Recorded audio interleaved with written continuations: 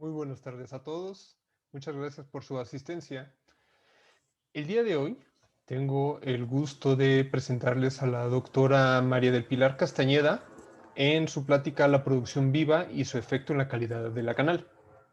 De hecho, me gustaría dar unos minutitos más en lo que empieza a llegar más gente y aprovecho para ir haciendo la presentación de la doctora. La doctora es egresada de la Facultad de Medicina Veterinaria y Zootecnia de la UNAM. Cursó la maestría también en la misma facultad y el doctorado en la Universidad de Texas A&M en Food Science and Technology. Actualmente es profesora titular en el área de producción avícola e investigadora en el área de procesamiento e inocuidad de productos avícolas en el Centro de Enseñanza, Investigación y Extensión en Producción Avícola en la Facultad de Medicina Veterinaria y Zootecnia, donde también desempeña el cargo de coordinadora académica y coordinadora de procesamiento avícola. Ha participado en diversos proyectos de investigación y un macroproyecto de CONACYT y Zagarpa. Ha sido responsable de proyectos de investigación apoyados por PAPIT, PAPIME, así como convenios de la UNAM y empresas del sector privado. Ha dirigido 10 tesis de licenciatura, 13 de maestría y 2 de doctorado. Ha sido autora y coautora en 20 artículos científicos en revistas indizadas. Ha publicado 12 capítulos en libros y manuales. Ha impartido 95 conferencias científicas en diferentes foros y bueno, yo creo que ahorita con la nueva normalidad habría que empezar a considerar también los webinars. En Centro y Sudamérica ha sido invitada a participar en proyectos en Colombia para la desmitificación del pollo, ¿no? A través de la FENAVI, así como instructora en una maestría en producción avícola en la Universidad Central de Ecuador, y ha realizado trabajo de capacitación en plantas procesadoras en República Dominicana, así como asesorías en plantas procesadoras en Colombia. Participa en actividades relacionadas con la difusión de las ciencias avícolas como consejera del Instituto Nacional Avícola y en asociaciones gremiales como ANECA. Es instructora certificada por la Alianza Internacional de HACCP. Y también es miembro del Comité de Bienestar Animal del Consejo Consultivo de Sanidad Animal, CONASA. Doctora, muy buenas tardes. Hola Adrián, buenas tardes a todos. Muchas gracias por la invitación. Gracias a usted por estar aquí. Entonces, les voy comentando un poco la dinámica. Por favor, todas sus preguntas, si son tan amables de mandárnosla al chat justamente de preguntas y respuestas para irlas respondiendo ya al final de la plática.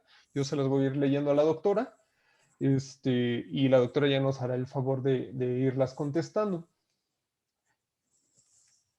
Ok, entonces, pues, de hecho, si gusta comenzar, digo, estamos en bastante buen tiempo y sobre todo en respeto por la gente que se conectó temprano, ¿no? Ok.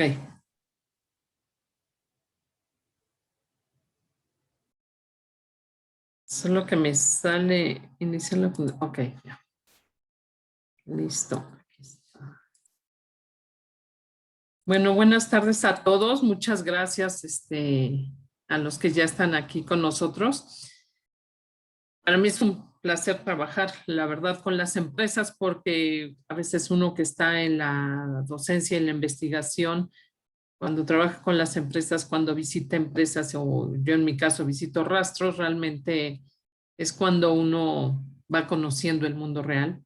Y la idea es que esta presentación la hormé con, o sea, aspectos que he visto y aspectos sobre todo que deben considerarse dentro de lo que es la calidad de la canal, ¿no? Lo que es la calidad de la carne de pollo. Y bueno, y vamos a empezar. Y vamos a empezar obviamente con el término calidad. ¿Qué significa? Calidad viene del latín qualitas, que significa atributo, propiedad o naturaleza básica de un objeto.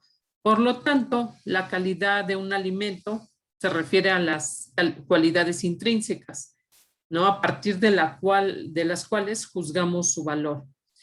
Buscando definiciones de calidad, podemos encontrar unas enormes, que no me voy a poner a leer, que es la segunda, que es la reciente, digamos, y de hecho está basada en una ley que de los productos alimenticios en la Unión Europea. Básicamente esta la encontré en una ley de española, pero por ejemplo, a mí me gusta mucho la de Kramer, que es la primera, que es la suma de las características de un producto alimenticio, dado que influye en su aceptabilidad o preferencia por el consumidor. Creo que es una muy breve y que entra dentro de esta definición, que ha sido de las más usadas, eh, lo que representa o lo que elige o lo que le gusta a los consumidores, ¿no? La calidad definitivamente está enfocada a que a través de un producto alimenticio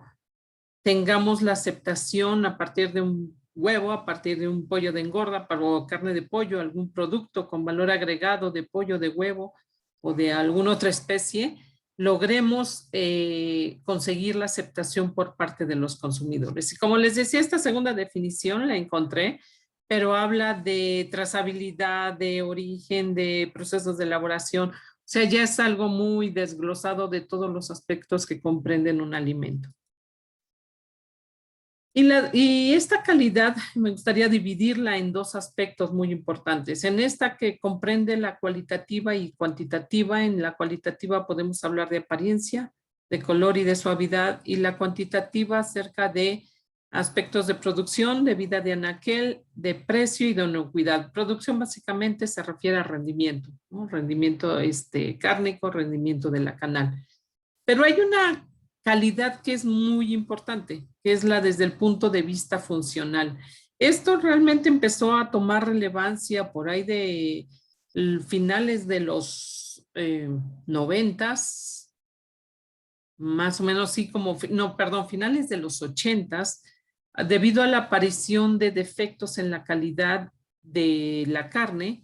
Sobre todo empezó en cerdos y después se vio en aves, que eran incapaces, esta carne era incapaz de formar un nugget o un jamón o una salchicha. Entonces, desde ahí se empezó a estudiar, bueno, un poco más antes de esto, esta calidad desde el punto de vista funcional. ¿A qué me refiero desde el punto de vista funcional? Que la calidad de la carne la requerimos estas proteínas miosina, actina, que son las proteínas miofibrilares que forman en mayor proporción a la carne, deben estar intactas para que ellas, desde el punto de vista bioquímico, tengan la habilidad de ligar agua, de mantener el agua ligada y de ahí darnos la opción de formar un producto con valor agregado.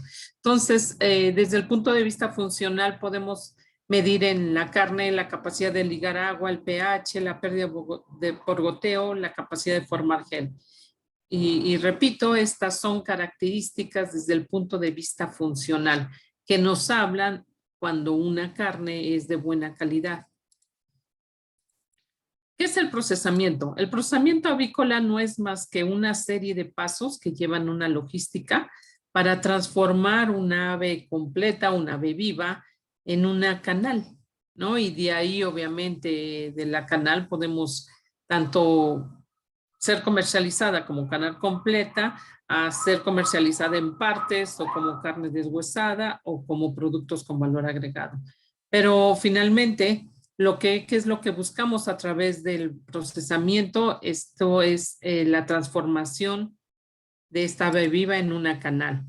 Pero que es uno de los aspectos que es importante siempre recordar en cuanto a la relación que existe entre la producción viva y el procesamiento, que cada uno realmente tiene un compromiso. La producción viva tiene el compromiso de lograr una buena calidad en la parvada.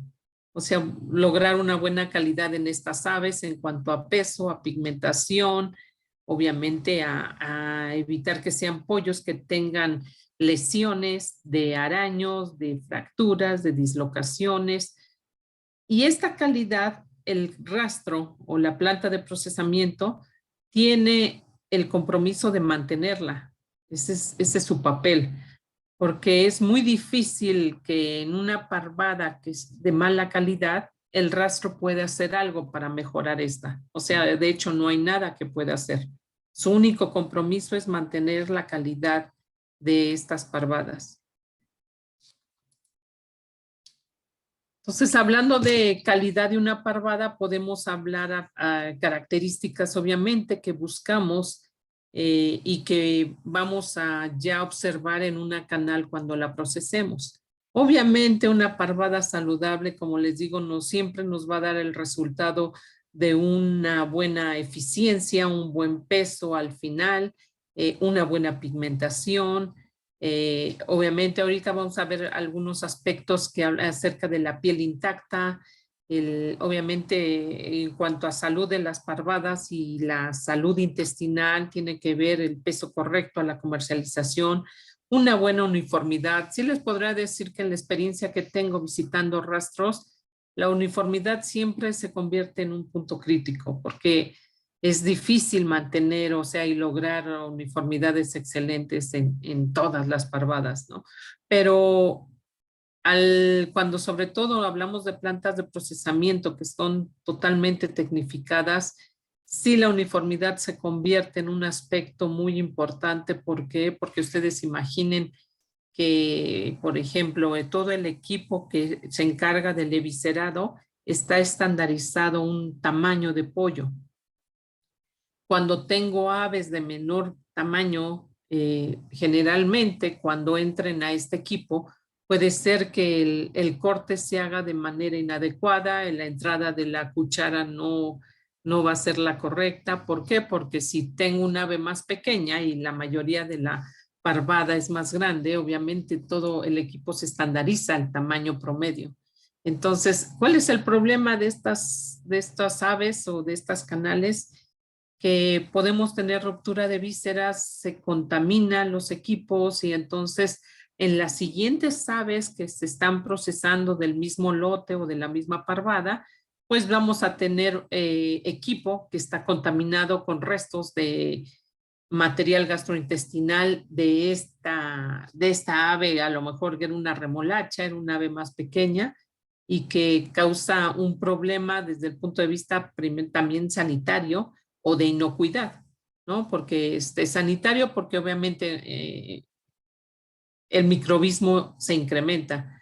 Y de inocuidad es que si esa ave que era más pequeña, desafortunadamente tenía una salmonela por ahí, podemos ser, el equipo de viscerado puede quedarse contaminado y obviamente contaminar al resto de las canales.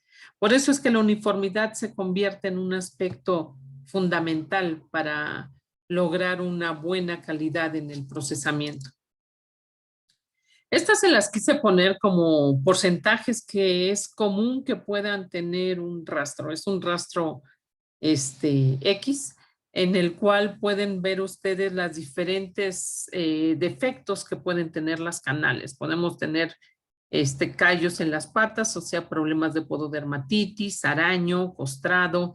El costrado es el pollo, es así, son los términos que se utilizan en las plantas de procesamiento, pero es cuando el araño, ¿no? Tiene ya una solución, entonces se forma una costra.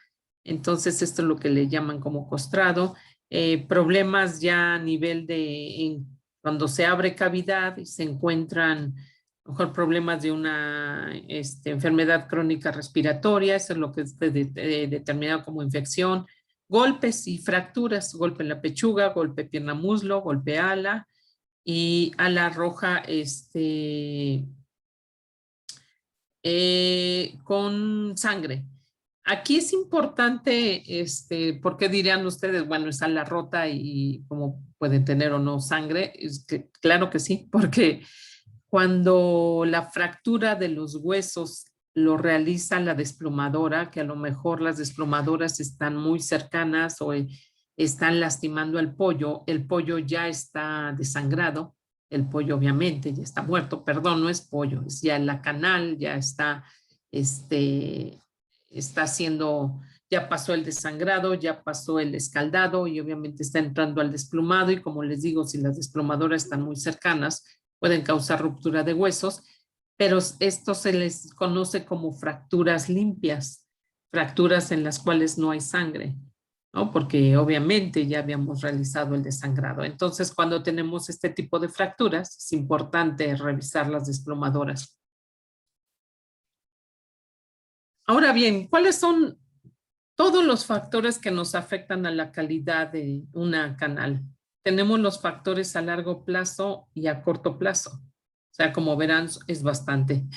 A largo plazo podemos tener desde la genética de las aves, la fisiología, que en el caso de la genética, ahorita, por ejemplo, un problema podemos tener de calidad relacionado con la genética. Hasta ahorita, realmente se cree que una parte tiene la genética, todavía no se encuentra el factor detonante, pero sí se considera el predisponente, el mejoramiento genético, lo que es la pechuga de madera, ¿no? Hasta ahorita sí ya está identificado que hay genes asociados al pollo de engorda, junto con la reducción de células satélites en el músculo, lo que hace un factor predisponente para lo que es pechuga de madera o carne de madera. Entonces, a largo plazo, como les digo, la genética es un factor muy importante, la fisiología, la nutrición, el manejo y las enfermedades.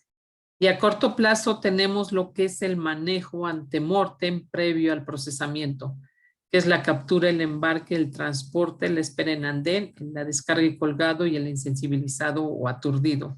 Entonces, todos estos factores pues tienen una incidencia importante sobre la calidad de la canal como un producto final. Entonces, vamos a revisar algunos. La verdad es que son muchos, no daría tiempo para revisar algunos, pero les digo, les seleccioné los que a mi juicio son los que más veo en las plantas y, y que sí tienen obviamente implicaciones importantes. Les podría decir que uno de los más comunes siempre que tiene un efecto de la producción viva, la calidad de la canal, es la densidad de población.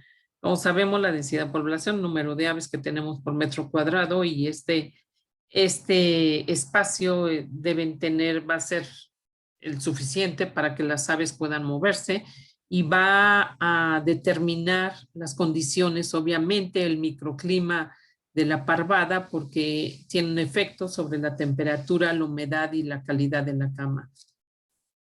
Entonces, la calidad de la cama es un factor, como sabemos, muy importante y que está relacionado con densidad de población y sobre todo en la incidencia de ciertos problemas. Por ejemplo, cuando aumentamos la densidad de población, vamos a tener mayor cantidad de camas sucias con incrementos en la humedad, los cuales obviamente causan contaminación en la caseta, ¿no? en la parvada. Pero más allá de eso vamos a tener lesiones específicas como vesículas en la pechuga, problemas de celulitis, podemos tener problemas locomotores, pododermatitis y el asunto, por ejemplo, del araño, que es producto de estos incrementos en la densidad de población, se pueden ser más graves cuando tenemos una parvada sometida a un programa de restricción alimenticia, porque en los momentos de alimentación, generalmente las aves que tienen mayor jerarquía se suben cuando empiezan a oír ¿cómo se llama esto? El sinfín, o sea, los motores de las pequeñas mini tolvas que alimentan el sinfín para alimentar todos los comederos automatizados. Las aves obviamente desarrollan como un reflejo condicionado, inmediatamente se levantan y se acercan a comer. Como les digo, generalmente las de mayor jerarquía, recordemos que las aves son muy jerárquicas, se suben encima de las de menor jerarquía y las rasguñan. Entonces, esto se observa con mayor incidencia en parvadas donde se aplican programas de restricción alimenticia. Entonces, podemos tener problemas de dermatitis, ¿no? En piel, debido a la calidad de la cama, pododermatitis en diferentes niveles. La apariencia del plumaje también tiene que ver con la densidad de población. Estas son fotos del doctor Jean-Pierre Villancourt, que él trabajó con densidades de población y haciendo evaluaciones de rasguños de calidad de plumaje, y obviamente está una mayor densidad de población contra esta. Entonces, es cuando estas lesiones o se hacen estos apelmazamientos en la piel, también es lo que conducen a irritaciones en la piel, y cuando procesamos ese pollo, a veces vemos la piel enrojecida en esta zona de la pechuga o en esta zona ventral. Entonces tenemos estas diferentes calidades de plumaje que también tienen que ver, recuerden, con el microbismo que generamos en la planta de proceso. Canales, pollos que traen plumaje muy sucio, obviamente ya está más que comprobado que van a tener un efecto en el microbismo de la planta de procesamiento.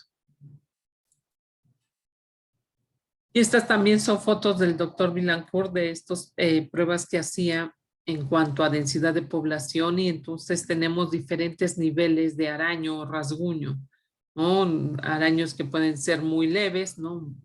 Pero hasta araños que ya tienen una calidad de moderados o ya severos, como esto donde ya aquí estamos observando, aquí es lo que están formando costras, ¿no? Se está solucionando estos araños, pero a lo mejor podríamos pensar, bueno, se está solucionando, no va a repercutir en un problema de celulitis.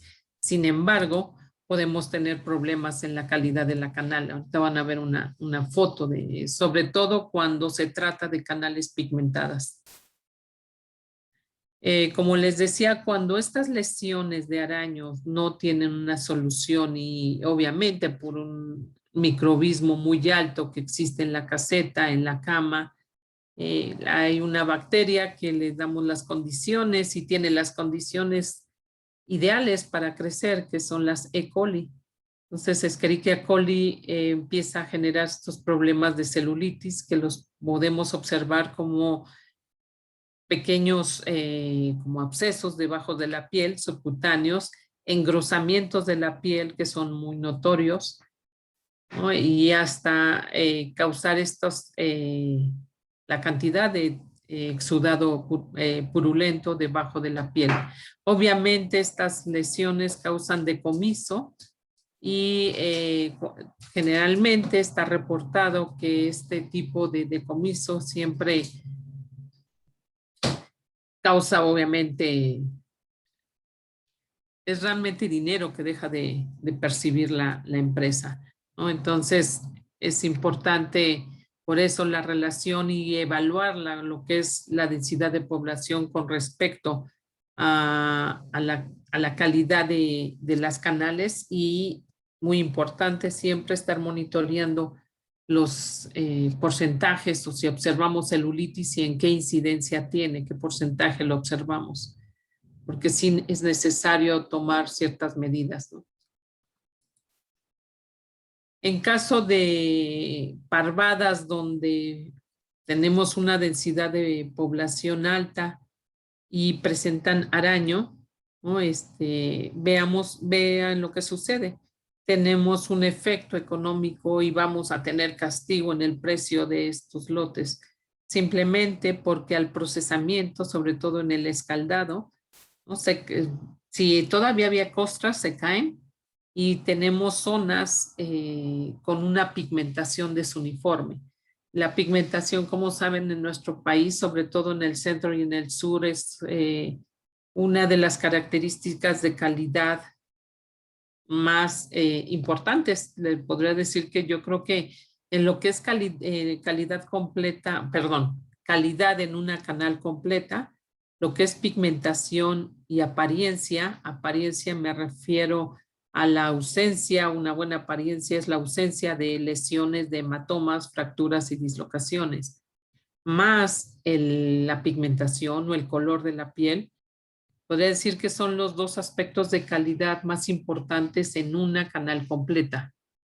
¿Ok? Entonces, y que son lo que determina a veces los castigos en el precio de lotes. Entonces, el araño no solo nos puede causar problemas de celulitis, también nos puede causar problemas de castigo en el precio de un lote por esta desuniformidad en el color de la piel de estas canales. Hay realmente bastante información en cuanto a densidad de población. Solo quise poner algunas notas. Es que cuando tenemos un incremento de lesiones, generalmente este tipo de lesiones, araños, pododermatitis, dermatitis, este investigador Soho en el 2000 reporta que él observa, ¿no?, en densidades de población de 15 a 20 aves. Es importante de estos estudios no tomarlos literal, es importante revisar las condiciones en que se hacen estos trabajos. Que como sabemos, una caseta de ambiente controlado obviamente tendrá densidades más altas que esto y no necesariamente tenemos que observar este incremento de estas lesiones. Es importante siempre ver todos los factores relacionados con el ambiente, con el confort que le brindamos a las parvadas, como les digo, con el cuidado si se aplican programas de restricción alimenticia, cuidado en el número de comederos, en todos estos factores que están alineados y que están relacionados al manejo para evitar este incremento de lesiones. Pero bueno, esto es lo que está reportado. Por ejemplo, también se habla que cuando ya se manejan 25 kilogramos por metro cuadrado, que son 12 aves, es el mismo investigador, maneja que se evitan problemas serios de calidad o de incremento de lesiones. Se habla también desde el punto de vista de bienestar. Ahorita, bueno, el bienestar animal es un aspecto muy fuerte y que está siendo muy señalado. En cuanto a bienestar animal, se habla que la densidad de población de 32 kilogramos, utilizando una biomasa de 32 kilogramos por metro cuadrado, ya se afecta la habilidad de caminar. Entonces, aquí, como les digo, el último punto de que depende de diversos factores es lo que comentaba anteriormente. No podemos tomar literalmente, o sea, estos datos, perdón, debemos evaluar en el rastro. Eso no hay otra manera más que en el rastro hacer la evaluación del pollo de segunda y de la clasificación de lesiones y poder relacionar lo que es el araño con la densidad de población. Una experiencia que tuve en una empresa, ellos no observaban el araño completo, observaban, como imaginen ustedes, puntos rojos en la piel que tenían como un patrón haciendo una línea. Entonces yo les decía, esto es araño, ¿no? Tiene que ver con su densidad de población y hay que revisar densidad de población. Aquí este araño les estaba representando un problema sobre todo de castigo en las parvadas pigmentadas. Y el aspecto de densidad se modificó porque al parecer esta empresa estaba modificando densidades y estaba haciendo pruebas, pero cuando aumentaron la densidad, si mal no recuerdo, estaban ya manejando 27 pollos por metro cuadrado, el araño se incrementó a un porcentaje muy alto, como alrededor de, creo que ahí si mal no recuerdo, era como de 17%. Entonces, es importante estar monitoreando, como les digo, estos porcentajes de araño, de celulitis, de pododermatitis, de dermatitis en la zona de la pechuga o de vesículas en la pechuga y relacionarlo con los lotes en cuanto a densidad de población.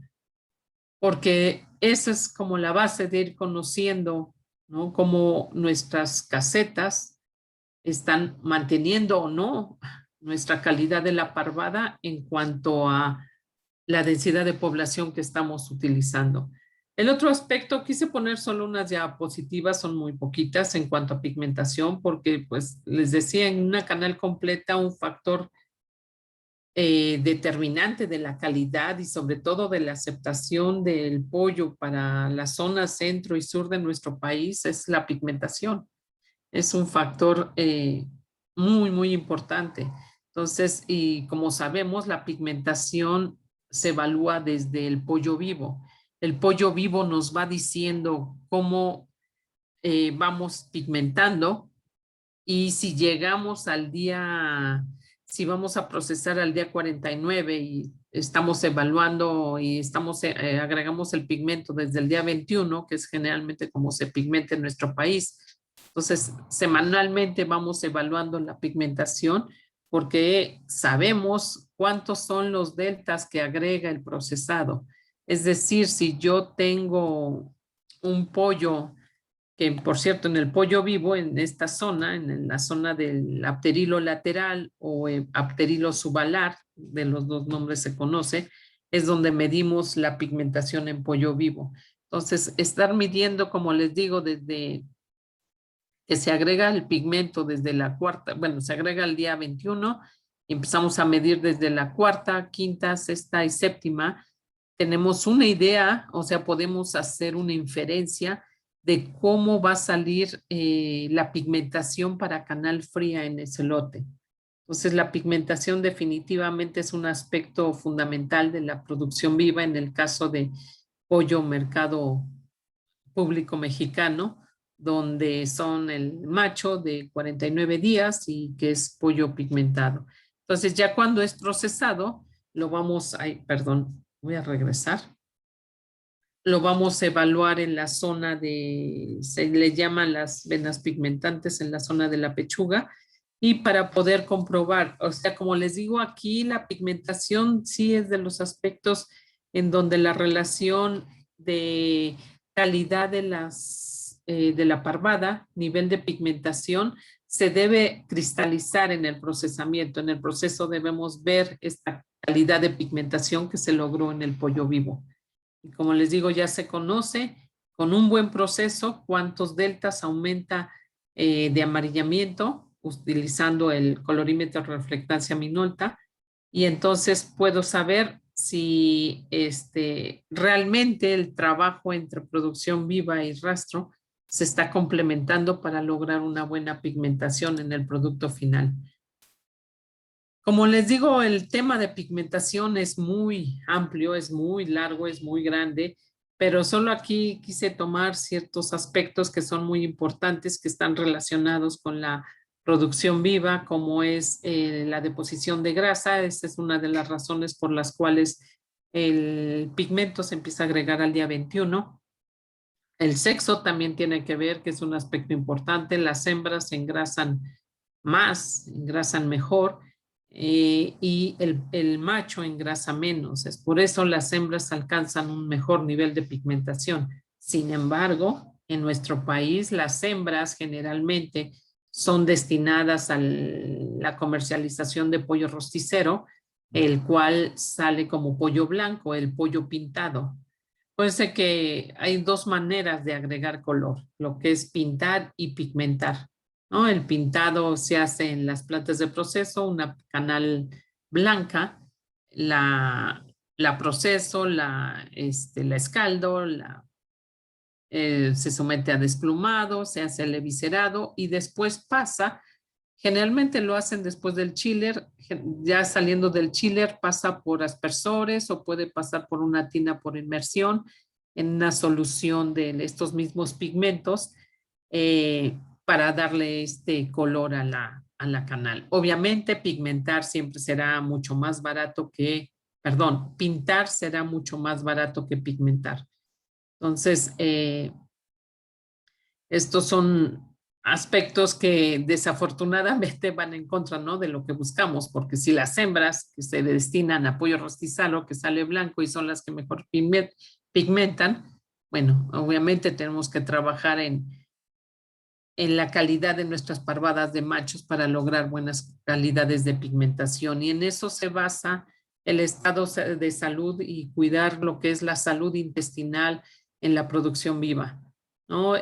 Podría decir que estas son las tres causas principales de problemas de mala pigmentación en parvadas, lo que es la coccidiosis, que es la número 1, síndrome de mala absorción y micotoxicosis. Las micotoxinas también son realmente algo que al menos me ha tocado ver en problemas de mala pigmentación que se observa en el rastro. Y ya cuando se hace todo el seguimiento, todo el rastro, un tipo rastreo hasta la producción viva, resulta que son micotoxinas. Entonces, bueno, la producción viva, ¿no? Todos lo sabemos en cuanto a salud intestinal, tiene un impacto muy importante en cuanto a ganancias de peso, en cuanto a productividad, pero también en cuanto a la calidad de la pigmentación en una parvada. Ahora quisiera tocar solo algunos puntos de lo que es el manejo antemortem a corto plazo. Les quise hablar anteriormente de lo que es manejo antemortem a largo plazo como densidad de población y como lo que es la pigmentación de canales y de pollo.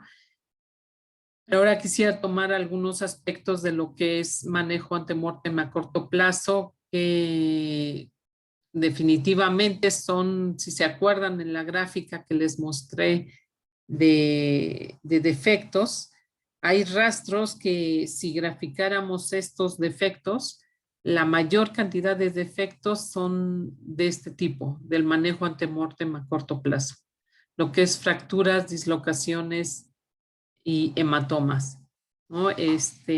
Y uno de los aspectos que tiene que ver, pero con la calidad sanitaria, es el ayuno o el retiro del alimento. Como sabemos, el ayuno es el tiempo total en el cual el ave está sin alimento, que es antes del procesamiento, y su objetivo es permitir la evacuación del contenido gastrointestinal. ¿Esto en qué nos favorece dentro del rastro? Pues evitar o reducir, no evitar, perdón, reducir la incidencia de contaminación de canales.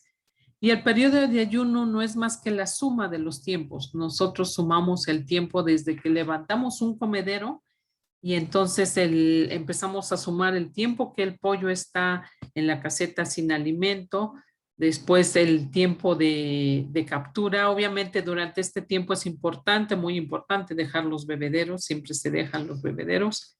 Entonces ya cuando inicia la maniobra de la captura, sí se levantan los bebederos y se inicia el tiempo de captura, se embarca, el tiempo de captura es junto con el embarque.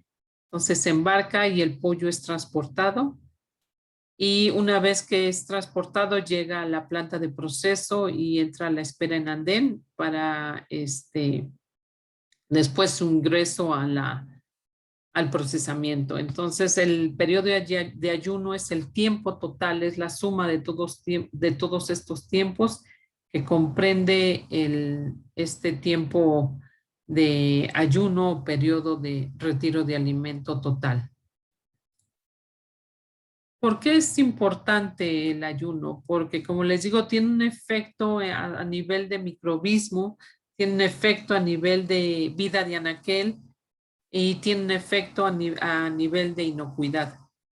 Entonces, obviamente, cuando tenemos programas de ayuno incorrectos, vamos a aumentar lo que es la contaminación de la canal, que se conoce como la presencia de materia gastrointestinal o de materia fecal en la canal. Obviamente, como les digo, esto causa un efecto en el microbismo y en la vida de anaquel. Y también tiene un efecto en la merma, o sea, en los rendimientos. Nos va a afectar cuando las aves son ayunadas por periodos muy prolongados. Vamos a tener una merma en estas parvadas. Entonces, el tracto gastrointestinal vacío antes del sacrificio nos va a evitar, como les digo, a cuidar el microbismo en la planta de proceso y por lo tanto la calidad sanitaria de nuestras parvadas y de nuestros lotes. También va a reducir los costos por operación por reproceso, ya que el reproceso representa una disminución en la eficiencia de la planta de proceso por mano de obra y por tiempos. Entonces, esto es importante conocerlo. En Estados Unidos se llevan programas que se conocen como cero tolerancia. Estos son la presencia de contaminación visible en heces. Perdón, en nuestro país también hay plantas y empresas que llevan estos programas de cero tolerancia.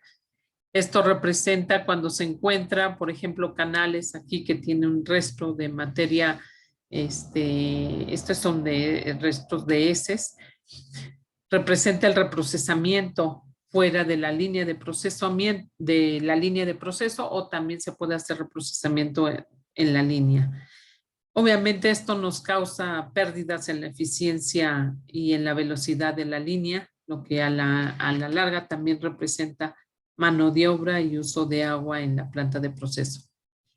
El aspecto del agua es un aspecto muy importante porque el agua se está convirtiendo en un recurso que es sumamente importante cuidar, ¿no? Actualmente un rastro que tiene un buen manejo del agua, eh, podemos decir que es aquellos que utilizan 8 litros de agua por canal. Hay rastros que han logrado bajar esta utilización de agua a menos de 8 litros, pero este es más o menos uno de los objetivos que se plantea en las plantas de proceso en cuanto al uso del agua. Como sabemos, este es un dato muy conocido por todos. La duración del ayuno ideal en pollo de engorde es de 8 a 12 horas. Cuando estamos fuera de este rango, podemos tener problemas de contaminación o pérdidas en el rendimiento. Obviamente, la variación se maneja como rango porque existen variables que causan, digamos que entre lotes, entre parvadas o entre hasta casetas o granjas tengamos diferencia en cuanto a los tiempos de ayuno total. Podemos lograr algo, a lo mejor en algunos lotes el ayuno así exacto de 8 horas, pero a lo mejor tal vez porque la cuadrilla de captura tiene, como son las cuadrillas de captura, se presenta mucho lo que es la rotación de personal. A veces se tienen cuadrillas que están en entrenamiento, obviamente van a tardar más tiempo en capturar un lote. Puede ser también un retraso, un problema en la planta y que causó un retraso y el tiempo de andén se alargó. Bueno, existen, la verdad, muchas causas, muchos factores relacionados con que el ayuno pueda prolongarse. Y esta es una gráfica que siempre me gusta utilizar porque es del doctor Virgili. Ay, perdón, no sé si se me salió del cuadro, pero es una gráfica del doctor Virgili, donde, como ven, en el eje de las X está graficando las horas totales de ayuno. En el eje de las Y es la contaminación fecal expresada en porcentaje. Y entonces aplicó en lotes de pollos diferentes horas de ayuno y en esto está basado, digamos que es el principio de las 8 a 12 horas de ayuno que se utiliza para el pollo de engorda, porque es el periodo en el cual observamos menor contaminación fecal en las parvadas o en los lotes durante el procesamiento. Es decir, hay menor riesgo de ruptura de vísceras asociados a ayunos largos o ayunos cortos. ¿Qué sucede, por ejemplo, en los ayunos cortos? Al existir materia, alimento en el buche, en vísceras, al momento del eviscerado es fácil que se rompa y entonces tenemos la presencia de esta contaminación en las canales. O con ayunos prolongados. ¿Qué sucede con ayunos prolongados? Que como ven 24 horas mostró la mayor contaminación fecal.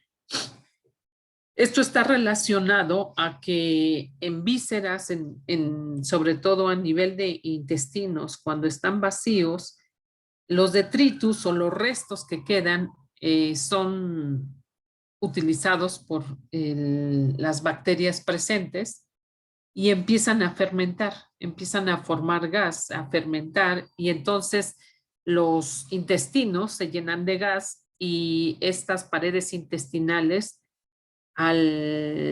sufren un adelgazamiento debido a la presencia de este gas. Entonces, cuando se hace el eviscerado, es muy fácil romper estas vísceras. Entonces, tenemos una mayor ruptura de vísceras debido a esta fragilidad de paredes intestinales. Esa es la razón por el incremento en la contaminación fecal con periodos de ayuno prolongado. En cuanto a apariencia de las canales, como les decía, la apariencia de las canales realmente está basada en que una buena apariencia es cuando tenemos una canal que no tiene ni fracturas, ni hematomas, ni dislocaciones. Y esto no es más que el manejo antemortem. El manejo antemortem en dos sitios principalmente, porque a veces relacionamos fracturas, dislocaciones, hematomas a la captura y ahí nos quedamos, ¿no? Y creemos que es el que mayor tiene incidencia. No, también tiene una incidencia muy importante el colgado. En el colgado también podemos causar este tipo de lesiones.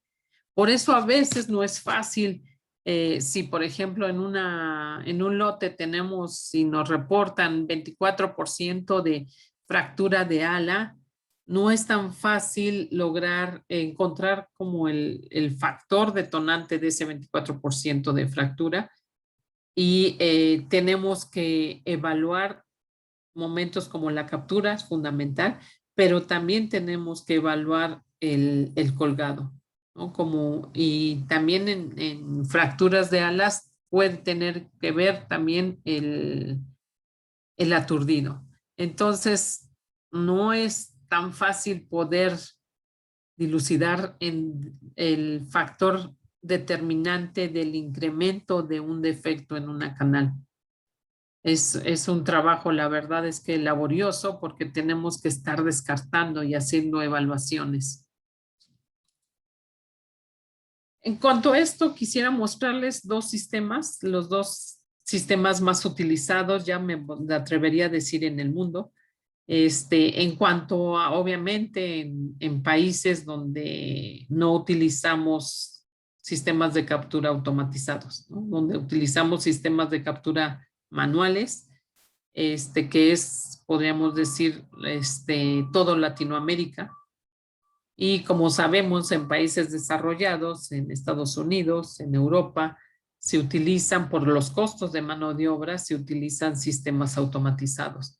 Pero en nuestros países que utilicemos estos sistemas de manuales, la captura bajo el sistema convencional es cuando un trabajador captura, puede ser de 3 a 5 pollos por mano, depende del peso del pollo, del tipo de pollo, si es pollo rosticero, si es pollo mercado público. Y entonces lo captura por las patas. Puede ser, hay capturas, hay empresas que utilizan la captura de 2 patas, hay empresas que utilizan la captura de una pata. Una vez hicimos una evaluación en una empresa, y definitivamente el pollo capturado por una pata tiende a lesionarse más, se aletea más y yo creo que es fácil, relativamente fácil de entender, o sea, no tiene, yo creo que siente más inestabilidad que cuando un pollo se le sujeta de las 2 patas. Pero bueno, este es el sistema convencional donde el trabajador captura un grupo de pollos y sale y los sube a la plataforma donde se hace el embarque. Y el sistema brasileño, que aquí la diferencia es que una de las características que necesitamos este tipo de jaula, hay jaulas o módulos de jaulas tipo Bright. Estas no son, se puede hacer el sistema brasileño, pero es más cansado para los trabajadores. Este sistema es más sencillo. ¿Por qué? Porque a través de estos tubos de PVC podemos hacer como funcionarlos, hacer que funcionen como rieles y metemos las jaulas y entonces estamos capturando el pollo mediante el sistema brasileño. El sistema brasileño consiste en sujetar al pollo por ambos lados. Como ven, es un pollo que no aletea, ¿no? Lo estamos sujetando de ambos lados. Y aquí la diferencia es que obviamente es una captura individual. El sistema brasileño es la razón por la cual no es muy aceptado por digamos que todas las empresas avícolas. ¿Por qué? Porque representan 2 trabajadores más y representa media hora más de tiempo de captura. O sea, nos tardamos un poquito más y se necesitan 2 trabajadores más en la cuadrilla. Y bueno, ya que se llenan las jaulas, salen por estos tubos. Les digo que funcionan casi casi como rieles y ya se hace el embarque del pollo. Este es un trabajo que publicó el doctor Juan Carlos Valladares en una ANECA, en un congreso de ANECA, donde en una empresa avícola empezaron a tener miopatía pectoral profunda. Miopatía pectoral profunda es un problema y se le conoce también como enfermedad de Oregon o enfermedad del músculo verde. Es debido al proceso de hipoxia y muerte que se presenta en lo que es el pectoral interno debido a un exceso de aleteo. El doctor Bill Gilly cuantificó y ahora sí que dejaba pollos aletear y después hacía el procesamiento de esos pollos y encontró que 30 segundos de aleteo es suficiente para causar problemas de miopatía pectoral profunda. Entonces, en esta empresa tenían el sistema convencional, tenían una cuadrilla de 12 personas, la duración de la carga era de 2 horas, tenían una incidencia de 10% de miopatía pectoral profunda, tenían 5% de lesiones traumáticas en patas y bursitis de la quilla en un 0.3%. Lo que hicieron en esta empresa fue modificar y cambiar al sistema brasileño. Obviamente hicieron pruebas antes. Y como les digo, aquí el sistema brasileño a muchas empresas no los acaba de convencer porque representan 2 personas más en la cuadrilla y representan media hora más. Pero vean el impacto que tiene. En esta empresa en particular tenían 10% de miopatía pectoral profunda y se redujo a 0.01%. También tuvo un efecto en lesiones traumáticas de las patas de tener 5.0% a bajarlo 4.5%. O sea, la reducción fue 4.5% porque solo se cuantificó 0.5% de estas lesiones traumáticas de patas. Entonces, imaginen la reducción de casi el 10% de lesiones de miopatía pectoral profunda en la pechuga y de 4.5% en lesiones traumáticas de las patas. Obviamente aquí el análisis nos lleva a decir, por supuesto, que se paga 2 personas más en la cuadrilla y media hora más de tiempo. Este es un trabajo que realizó una alumna de maestría, Ruth Tejeda, donde repetimos lo que se hizo en el trabajo del doctor Juan Carlos Valladares, pero aquí se utilizaron 2 tipos de parvadas, se hizo en una empresa comercial y utilizamos el sistema brasileño y como les digo, se utilizó en una parvada ligera y una parvada pesada. Por ejemplo, datos que nos llaman la atención y donde encontramos diferencia estadística significativa fue en pigostilo con hematoma, donde en el sistema tradicional se encontraron 100, ¿no? Estos son número de lesiones, y en el sistema brasileño se encontraron 64. Por ejemplo, como ven, en general en el sistema brasileño, los números son menores: ala rota 8 y 4, ala dislocada 12 y 9, ala con hematoma 51 y 42, punta del ala con hematoma 87 y 75. Desde el punto de vista estadístico, bueno, este es donde encontramos diferencia, pero todos sabemos que finalmente esto tiene un impacto económico, ¿no? Y aquí les quería mostrar, fíjense cómo rasguño en el lomo, que no es más que araño del asunto que les comentaba hace rato, pues no tiene nada que ver con el sistema de captura. ¿Por qué? Porque ya lo veíamos, es un aspecto relacionado con la densidad de población. Ahora pasando a lo que es esta calidad funcional de la carne, el manejo antemortem a corto plazo tiene un efecto muy, muy importante sobre el color, sobre el pH y sobre la capacidad de retención de agua. Vamos a ver por qué. Lo que se conoce como carne PC o carne pálida, suave y oxidativa ha tenido un impacto muy fuerte, sobre todo en la producción porcícola y en la producción avícola. Es un defecto de la carne que está relacionado con un factor genético, que aquí a nivel de metabolismo del músculo hay un defecto en el cierre de la cisterna terminal, específicamente en el área de los receptores rianodine, que hace que haya un cierre defectuoso y haya salida de calcio. Entonces, esta condición es genética, pero realmente el factor detonante es el ambiental. Y el más importante, y el que ahorita vamos a hablar, es el antemortem.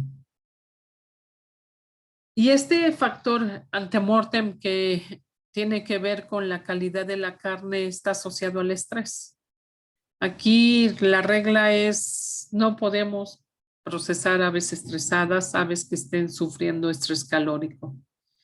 ¿Por qué? Porque las condiciones en las que sobre todo embarcamos a las aves y las transportamos les generan mucho estrés. De hecho, imaginen ustedes, o sea, el pollo vive 49 días en una caseta, ¿no? A la cual se habitúa rápidamente y es su lugar de vida en este periodo, ¿no? De estos 49 días. Y ustedes imaginen ese cuadro y solo ven una persona, ¿no? Que hace ciertos manejos o o de caminar en la caseta o ciertas actividades. Y de repente, imaginen ese cuadro, se quitan comederos, se suben bebederos, entra un grupo de personas con equipos o con máquinas que hacen ruidos específicos como los montacargas, porque generalmente la captura también se realiza cuando entra el montacargas, toma todo el módulo de jaulas, cuando se utilizan estos módulos Bright, y toman todo el módulo de jaulas y entra en la caseta y lo colocan en la caseta y empiezan los trabajadores a capturar el pollo, y ya que llenan ese módulo, entra el montacargas con otro módulo y saca el que ya está lleno. Entonces, y luego, simplemente la captura por las patas, ¿no? Alguien al pollo lo sujeta por las patas, los lleva y lo pone en una jaula donde el pollo es acomodado en una plataforma y donde va a viajar. Y algo que ya se ha estudiado es que el transporte realmente genera también gran cantidad de estrés por la cantidad de calor que se genera del grupo de aves, por el amontonamiento, por las vibraciones del vehículo. Y aquí en lo que es en Europa, a través de data loggers o de termógrafos, detectaron lo que se conoce como centros térmicos. Los centros térmicos, a pesar de que nosotros veamos una plataforma en la carretera que se está moviendo y decimos, bueno, las aves tienen un flujo de aire, este flujo de aire es solo para todas las jaulas, ¿no? Todas las jaulas que están a la periferia. Pero en la parte central, imaginen la cantidad de biomasa, o sea, y por la cantidad de aves que están en un metro cuadrado, y estas aves generando calor y que no son capaces de lograr disipar eficientemente este calor. Por eso en un pollo que está en una jaula, generalmente lo que vemos siempre es el jadeo, porque es el único mecanismo que en esas condiciones cuenta para poder eliminar el calor. Entonces, como les digo, en Europa encontraron estos centros térmicos a través de la colocación de data loggers o termógrafos a diferentes alturas y en diferentes posiciones. Entonces, se encontraron que se puede tener temperaturas de 30 o arriba de 30 en ciertos puntos de estas plataformas, y es solo por la cantidad de aves que tenemos en una superficie. Entonces, es la transportación puede variar, puede ser muy variable, y en nuestro país es sumamente variable. Podemos tener empresas que transportan el pollo. Por ejemplo, conocí una empresa que dentro del mismo predio estaba el rastro y el pollo se transportaba alrededor de 5 minutos, imaginen ustedes. Pero hay empresas que pueden transportar el pollo 8 horas, ¿no? Por ejemplo.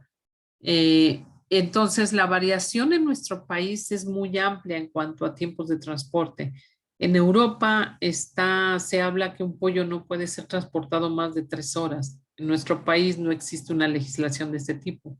Y como les digo, hay empresas que transportan al pollo hasta 8 horas. Entonces, obviamente, la transportación es una condición de estrés para estas parvadas, y se ha demostrado que es uno de los factores asociados al calor, al estrés calórico que pueden sufrir las aves, que pueden desarrollar este defecto que es carne pálida, suave y exudativa. ¿Qué características tiene este estrés calórico? Y también los pavos son bastante susceptibles. Esto se observa en pollos y en pavos. Es el rápido descenso del pH, los altos valores de luminosidad para la carne. El colorímetro de reflectancia realmente es un equipo bastante valioso en cuanto a calidad de tanto de canales como de la carne. Porque en una canal, gracias al colorímetro, podemos determinar el nivel de pigmentación o qué tan buena ha sido la pigmentación, y utilizamos los valores de A y B. Pero cuando lo aplicamos a carne, lo utilizamos el valor de L, que es luminosidad. Entonces, cuando tenemos un problema de calidad, generalmente se desarrolla carne pálida. Por lo tanto, los altos valores de luminosidad nos van a hacer un indicativo de sospecha de este defecto. Solo para recordar, el colorímetro de Minolta, el valor de luminosidad va de 0 a 100. 0 es el negro y 100 es el blanco. Por eso es que valores altos de luminosidad generalmente están relacionados con un color pálido en la carne. Y como tenemos pérdida de la funcionalidad, tenemos pérdidas altas por cocimiento. Esto en Estados Unidos está muy estudiado, y se ha observado que este defecto de carne pálida, suave y exudativa se incrementa su incidencia en el verano. Y esto es una carne PC, una carne pálida, suave y exudativa. Vean las diferencias de tono de la carne, ¿no? Donde tenemos un color bastante pálido y valores de luminosidad altos de 71 contra un valor de luminosidad de 49. Y vean, fueron filetes. Estos filetes, hagan de cuenta, los embolsamos en la planta de proceso. Era un filete por bolsa. Se cerraron, eran bolsas Ziploc, y se lo colocaron en una hielera y lo llevamos al laboratorio.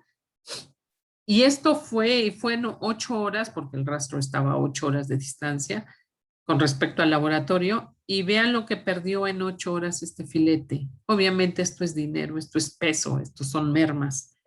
Entonces, esto es lo que se conoce como pérdida por goteo. Entonces, cuando tenemos pérdidas por goteo elevadas, obviamente nuestra eficiencia disminuye, y tenemos pérdidas económicas importantes. Y vean lo que pierde un filete normal. Esta es la cantidad de agua que pierde un filete normal, y generalmente esta agua puede provenir del chiller. En cambio, esta agua, ya parte de esta agua proviene de la carne. Es agua que las proteínas de la carne no están manteniendo ligadas. Y rápido quise poner esta para nada más recordarles qué es la desnaturalización de proteínas, porque no es la destrucción de la proteína, ¿ok? La desnaturalización de la proteína es un cambio conformacional en la proteína. Aquí, ¿qué sucede? Que si esta es su forma nativa de la proteína, ¿no? Tiene esta forma donde tenemos hélices y Estas generalmente les llaman, ay, se me olvidó, no son, bueno, sí son tipo hélices, hojas B y alfa y beta. Cuando la desnaturalizamos, lo que imaginen ustedes, este resorte, ¿no? Esta zona del resorte. Entonces, ¿qué pasa con la desnaturalización? Ese resorte se hace plano. Por lo tanto, la carne tiene el mismo valor nutrimental. Es lo mismo, o sea, no cambia su valor nutrimental, es la misma secuencia de aminoácidos. Sin embargo, este cambio conformacional hace que la proteína se comporte diferente y sea incapaz de mantener el agua ligada. Entonces, como les digo, desde ya hace algún tiempo, estos centros térmicos han sido detectados y en estos centros térmicos son los puntos que nos importan y que nos preocupan porque las aves que están en estos centros térmicos son las que son más fáciles que padezcan estrés calórico. Entonces, como les decía, el jadeo es el único mecanismo que tiene el ave en estas condiciones para perder temperatura, para perder calor, y esto hace que el jadeo sea una señal que debemos tener en cuenta cuando vamos a hacer la descarga o estamos sacando el pollo del esperenandén para hacer la descarga y el colgado.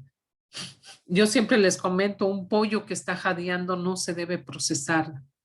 Es importante revisar la espera en andén, que esté funcionando de la mejor manera, porque el espera en andén es el momento que tenemos para poder regresar a ese pollo a su temperatura de confort y evitar procesarlo en esta situación de jadeo.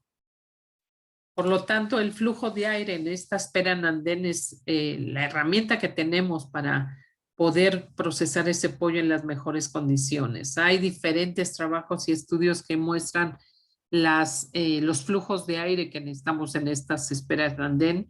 Se habla que 2 metros por segundo es un flujo de aire correcto para lograr reducir el estrés por calor en un lote que está en una espera en andén. Obviamente, en zonas donde la temperatura ambiental es muy alta, la utilización de foggers es un sistema muy eficiente para lograr llevar estos pollos a su temperatura de confort. Algo que también siempre les recomiendo a la gente es cuando están viendo que están descargando y el pollo está jadeando, que a través de data loggers, o sea, de chismógrafos o chismosos, sean colocados en el momento del embarque. No le digo que lo hagan en todos los embarques y lo hagan siempre, pero sí vale la pena hacerlo de repente para monitorear cómo está funcionando mi espera en andén.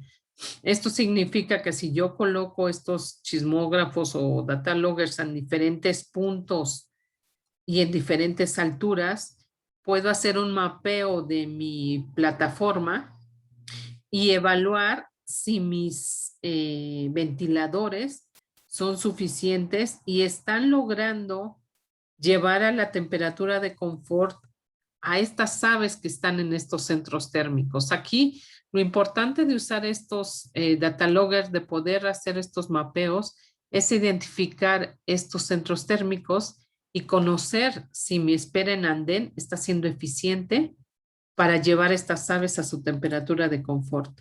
Entonces, como les digo, cuando coloco data loggers a diferentes alturas, diferentes posiciones, puedo hacer el monitoreo de mis áreas de espera en andén. Esto es lo que sucede cuando procesamos un pollo bajo condiciones de estrés calórico. Uno de los aspectos que va a modificar la bioquímica en el músculo es el pH. El pH, durante el rigor mortis, lo que sucede es que al presentarse la muerte del ave, debido a esta condición de hipoxia, porque pues, hacemos el degüello, obviamente hay un desangrado, el músculo empieza a sufrir una hipoxia debido a la falta de sangre, hace que se active un metabolismo anaeróbico en el músculo. Y este metabolismo anaeróbico conduce a la a la producción y acumulación de ácido láctico.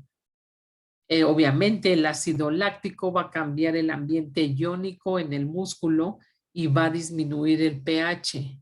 Ahora, ¿cuál es la diferencia entre un rigor mortis normal y un rigor mortis de un ave que está sufriendo estrés calórico? Que esta caída en el pH es más pronunciada en las aves que sufren estrés calórico. Y aquí lo estamos viendo. A lo mejor para ustedes dicen, esto es muy poquito, está aquí de 5.95 a 6.2, pero acuerden que esto es logarítmico, esto es una escala logarítmica. Entonces, esta distancia realmente es bastante. Entonces, tenemos cómo es el comportamiento de un pH en una carne normal, en una carne intacta desde el punto de vista de calidad, y en una canal que está sufriendo, o que el pollo o que el ave sufrió estrés calórico. Entonces, el pH tiene una caída más abrupta, más fuerte, y todavía a las 2 horas post-mortem todavía cae un poco más y un poquito más a las 24 horas. Entonces, esta caída abrupta en condiciones todavía de una temperatura corporal que todavía mantiene el ave en ese momento del proceso, que es sobre todo antes, como ven, a los 15 minutos post-mortem.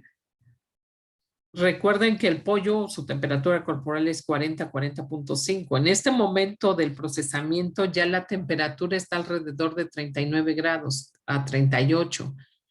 Aún así es una temperatura muy alta para este nivel de pH. ¿Qué es lo que sucede? Que la combinación entre este pH bajo y temperatura elevada causa desnaturalización de proteínas. Y entonces esta desnaturalización de proteínas va a suceder que el músculo, acuérdense, estas proteínas tienen un cambio conformacional, siguen siendo las mismas, pero van a perder su habilidad de ligar agua. Entonces van a soltar el agua. Estas características obviamente hacen que tengamos mayor cantidad de mermas. Este es un experimento que hizo la doctora Cristina Alvarado, donde tuvo a pollos sometidos 24 horas a 0 grados un grupo, otro grupo a 10 grados, otro grupo a 20 grados y otro grupo a 30 grados. Y vean cómo la pérdida por goteo, si recuerdan, esta es la cantidad de agua que una carne suelta durante el almacenamiento. Entonces,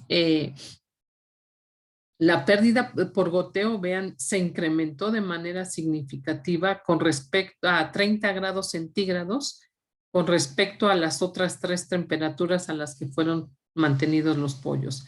Vean el caso de 0 grados, o sea, ya en un pollo adulto, en un pollo de 49 días, la temperatura alta de una condición de estrés calórico tiene un efecto más, digamos, más dañino con respecto a 0 grados, a lo que podríamos llamar un estrés por frío. Aún así, a 0 grados se comporta mejor, se comportan mejor los pollos y su calidad de carne con respecto a 30 grados. Pérdida por cocción es la merma que tenemos cuando sometemos a cocción un filete.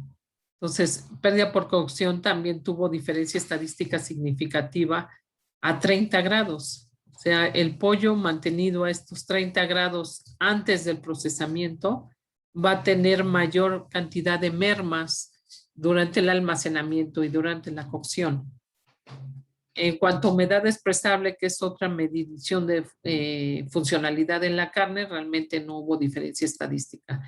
Y como les decía al principio, la funcionalidad, la calidad de la carne, la calidad de la canal es, digamos que podemos dividir calidad en canales y calidad de carne. ¿Por qué? Porque la carne, cuando utilizamos carne para productos con valor agregado, debemos utilizar también carne que hay indicadores muy fáciles de determinar, como es pH, color, que son los más prácticos y fáciles de evaluar, para decidir que a lo mejor un lote o todo un bache de carne puede o no ser utilizada para productos con valor agregado.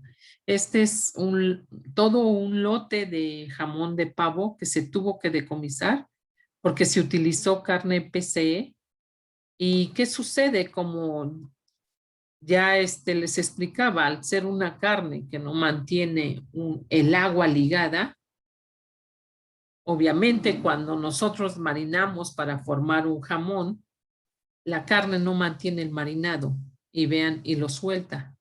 Y de hecho, un aspecto de calidad de un jamón es dar la apariencia de un trozo de carne o de una pieza de carne completo. El que se presenten cuarteaduras de un jamón es indicio de mala calidad. Entonces, este jamón obviamente es de mala calidad y de hecho todo este lote fue decomisado y fue por la presencia de carne PCE. Entonces, en cuanto a calidad de la carne, en cuanto a calidad desde el punto de vista funcional, es un aspecto fundamental para lo que es la manufactura de productos con valor agregado. Desde los más simples que ustedes se puedan imaginar, desde solo un marinado, hasta ya procesos pues más laboriosos o más complejos como un nugget, un jamón, una boloña. Entonces todos este tipo de productos, para todo este tipo de productos necesitamos carne de primera calidad, ¿no? Carne sin estos defectos de funcionalidad. Pues eso es todo, creo que me alargué un poco, perdón. Muchas gracias por su atención y si alguien tiene alguna pregunta me dará mucho gusto contestarla. Muchas gracias, doctora. De hecho, sí, aquí tenemos un par de preguntitas. Entonces, Enrique Pintor nos pregunta, ¿qué tan común es que las empresas apliquen programas de restricción de alimento y en qué porcentaje lo aplican? Híjoles, me atrevería a decir que en México es una práctica muy común. En México, que yo tengo una teoría. La carne, haciendo una relación con carne de madera, que es un defecto de calidad también. Nosotros en México, bueno, también hay un efecto de estirpe, pero en México no vemos ni de chiste los niveles de carne de madera que se observa o de pechuga de madera que se observan en países como Estados Unidos y Brasil. Una vez me tocó ver en Poultry Sign una presentación de una foto que me impresionó. O sea, yo sí he visto carne de madera, lo hemos podido reproducir en la granja, pero es llevar las parvadas a 10 semanas cuando he logrado verlo. Porque en Brasil pueden mostrar fotos donde voy a tomar una pluma. Fotos así que están teniendo un filete y el filete está así. Cuando sabemos que nosotros agarramos un filete inmediatamente se dobla. No, filetes así, impresionante. Entonces, una de las teorías que alguna vez ahí platicamos entre mexicanos es que en México, ahí alguien me decía, es que en México la restricción alimenticia es muy alta. Me atrevería a decirle que, híjoles, ¿qué será? Como 85% yo creo que de las empresas hacen restricción alimenticia. Unos más fuertes, más severas, otros más ligeras, pero finalmente la restricción alimenticia sí es una práctica muy común en México. Y le decía, la relación con pechuga de madera. Pechuga de madera está asociada a un crecimiento acelerado. Entonces, como les digo, ya está determinado este factor genético presente, pero sin embargo en nuestro país no lo vemos, de verdad no se presenta. Entonces, una de nuestras teorías es que simplemente la restricción alimenticia en una manera muy moderada, pero vamos frenando el crecimiento del pollo de alguna manera. Entonces, eso sí creo que ha tenido un impacto en no observar este defecto que se observa en otros países de maneras, como les digo, muy graves, porque sí es, de hecho, para pechuga de madera ya hay una propuesta de que se ha utilizado, imaginen ustedes, el doblez de la carne, o sea, colocan como un borde, en un borde y ponen filetes y evalúan qué tanto se dobla, qué tan fácil cae el filete para una medición de pechuga de madera, una medición indirecta. Porque les digo, los casos de ellos son tan graves que es impresionante. Entonces, y en México no lo vemos. Una de las cuestiones es que también no utilizamos las mismas estirpes, pero también sí creo que la restricción alimenticia sí está teniendo ahí un papel. Es una hipótesis que tenemos algunas personas, pero así que le diga ciencia cierta, pero básicamente sí, la restricción alimenticia es muy utilizada en México, muy, muy utilizada. Ok, entonces la siguiente pregunta sería que si existe evidencia de los programas de restricción de alimento afecten la composición nutricional de la carne como textura, sabor, color, proteínas y grasa. No, no, no, no. Bueno, sí te puede afectar los porcentajes de grasa, sí, sí te los puede modificar, pero creo que eso sería hasta deseable porque de repente oigo quejas de los consumidores de que, ay, de repente el pollo viene muy grasoso. Es algo que los consumidores de repente detectan y que no les gusta pollos muy grasosos. Pero sí le puedo decir que lo he estudiado, la restricción alimenticia y el ayuno. Eh, cuando el pollo está sometido a programas de restricción alimenticia, es muy importante estar evaluando los programas de ayuno, porque todavía no sabemos bien qué sucede, pero en algunas parvadas, así restrinjan 8 horas o hasta 12 horas, se puede encontrar alimento a nivel de molleja, por ejemplo, mollejas muy llenas, y a veces hasta a nivel de buche. Me decía una vez un nutriólogo que le decía, es como si aprendieran los pollos a regular la cantidad de alimento como el tránsito gastrointestinal. Me dijo, eso sí ya está probado, que sí hay como un efecto en el tránsito gastrointestinal a través de la restricción alimenticia. Entonces, nosotros lo que hicimos, esta misma alumna que les presenté sus resultados de la comparación de sistemas de captura, ella lo que hizo fue criar pollos bajo diferentes sistemas de restricción alimenticia, porque hay sistemas por tiempo y hay sistemas por cantidad de alimento. Y entonces lo que veíamos sí fue un efecto en, en los programas de ayuno, que es importante. Por eso yo siempre lo recomiendo, al menos en el rastro, evaluar 20 tractos gastrointestinales y evaluar abrirlos y evaluar dónde encuentro restos de alimento, porque a lo mejor mi programa de ayuno tiene que tener un ajuste.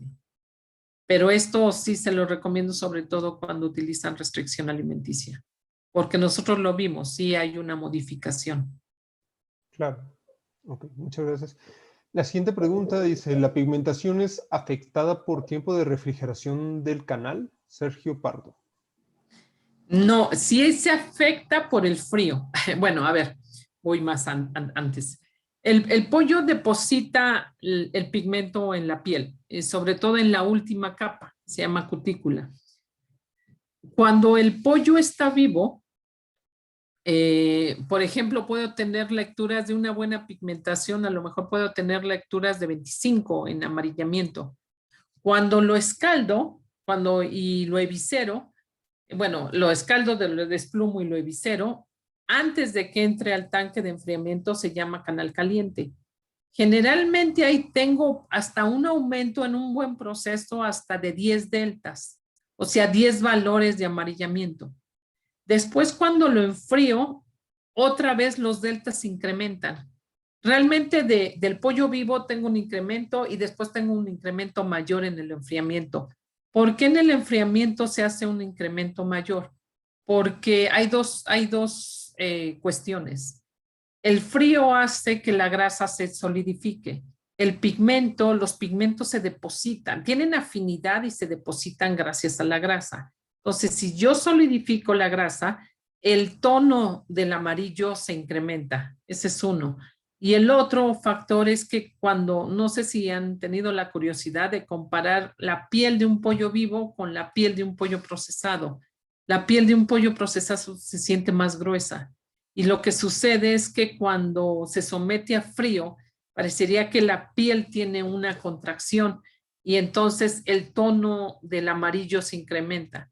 Es por esto que ya está más que estudiado que yo con un muy buen procesamiento, cuidando muy bien el escaldado, el desplomado, puedo lograr el incremento hasta de 20 valores en la escala. O sea, si tengo un pollo con 20 de amarillamiento, pollo vivo, con un buen procesado puedo llegar a 40 sin ningún problema.